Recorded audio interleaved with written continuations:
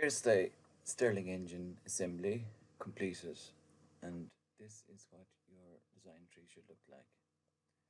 So when you click on the flywheels there, they should rotate.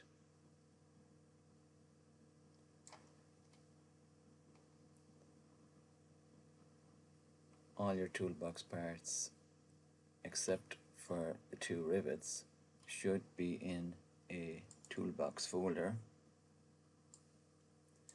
You should check that these are your parts.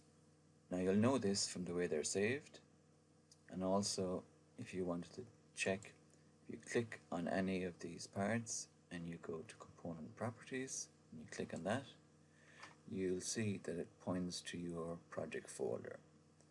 If it points to the SOLIDWORKS data folder, then you know those are not properly your toolbox parts and you need to take ownership of them by recreating them again and making sure they're saved in the folder, or replace parts. You can use that option if you wish. The last item on your tree underneath the mates folder is the derived circular pattern, which we've used here to add these screws.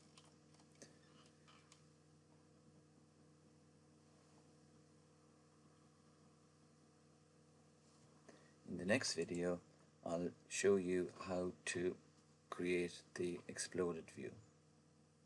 Thank you.